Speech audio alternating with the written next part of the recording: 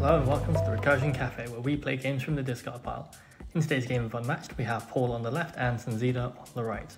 Paul is playing Annie Christmas, a melee fighter with 14 health and 2 movement. She comes in with a psychic called Charlie, who is ranged with 8 health. And Annie adds +2 to the value of her attacks if she has less health than the defender, which should be interesting against Oda and his 2 honor guards. Sunzida is playing Oda Nobunaga, a 2 movement melee fighter with 13 health. He comes in with 2 honor guards with 6 health each. And other friendly fighters in his zone get +1 to their played cards both on attack and defense. So this should be an interesting matchup because people generally want to go after Oda's honor guards first to take them out and remove their flanking capability. But this will be difficult for Annie because it's very hard for her to get her +2 bonus against them because they have only 6 health each. So we'll see how Paul approaches this.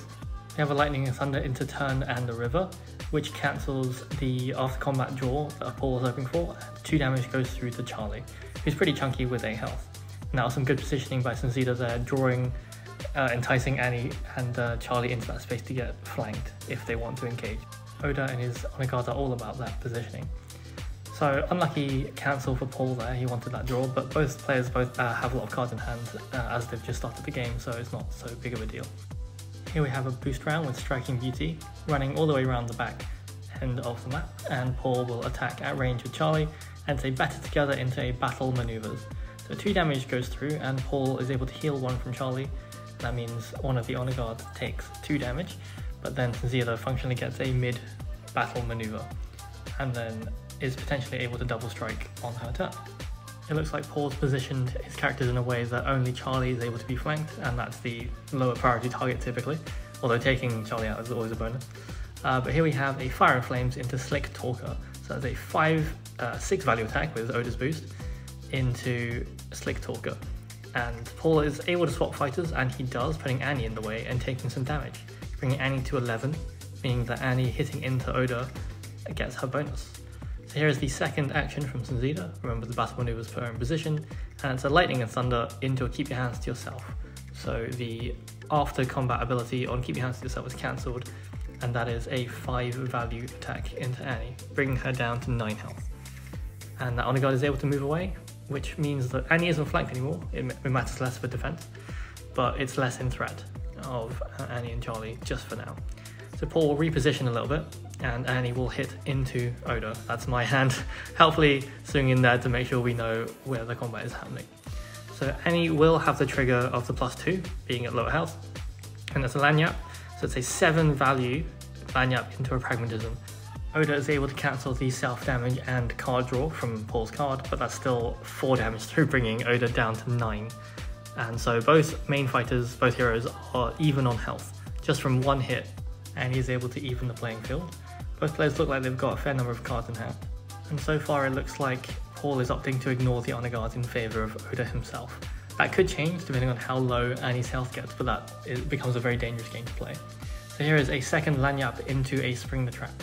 And Oda is quite out of position. He doesn't have an honor guard to swap with, so that is a 7 value Lanyap after taking damage himself into a 2 value Spring the Trap.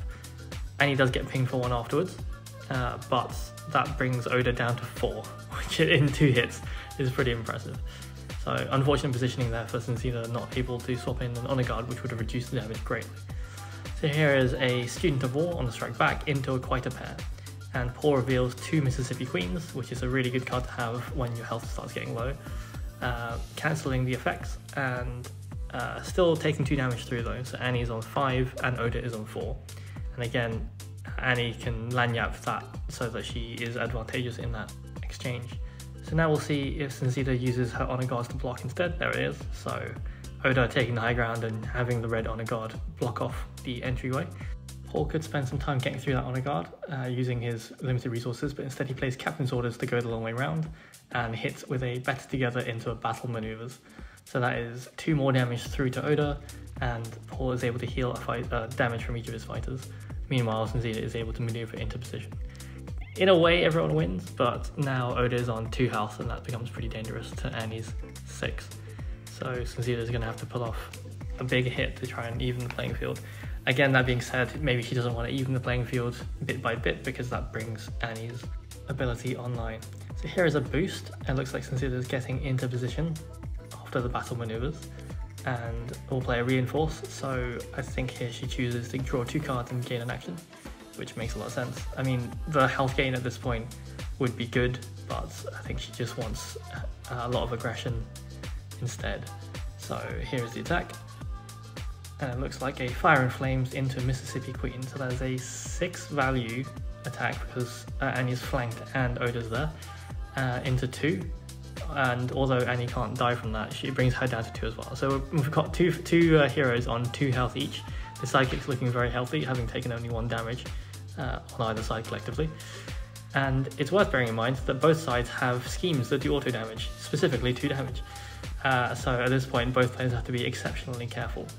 Unless either of them can get some more healing off, then this is a race to get those schemes or to hit hard through another player's defenses. So here's a quiet pair into Spring the Trap, and that was directed at Oda, who swaps with his Honor Guard, meaning it's a 3 value defense, and Charlie takes 1 damage. Paul doesn't bother revealing his hand because he wants to keep hidden options available.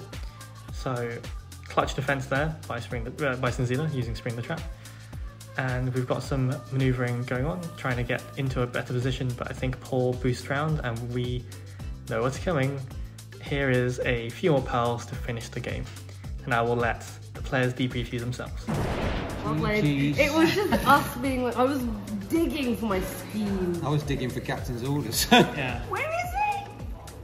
There it is, stupid fucking card. So I had the other one in hand as well. Oh. And I had that. Although that that would have killed you, but I wouldn't have gotten that. And I just picked up that for Charlie, which would have been a fun way to kill you. But yeah. But alas. Yeah. I felt I fairly. I completely forgot about pearls. Yes, that was. Captain's Orders was the bottom card in the deck. I died there for Lanyap. Yeah, the Lanyap was buried as well. The Lanyap's right at the bottom. So yeah, you might have, if I hadn't have picked up, couldn't have got in there. Yeah, I probably should have just nestled myself in there. Oh, there's another game to put on the channel without you winning. And there we have it. Thank you for watching. If you want to support the channel, you can buy a coffee at the Recursion Cafe. You can check out the QR code or the link in the description below, and we'll see you next time.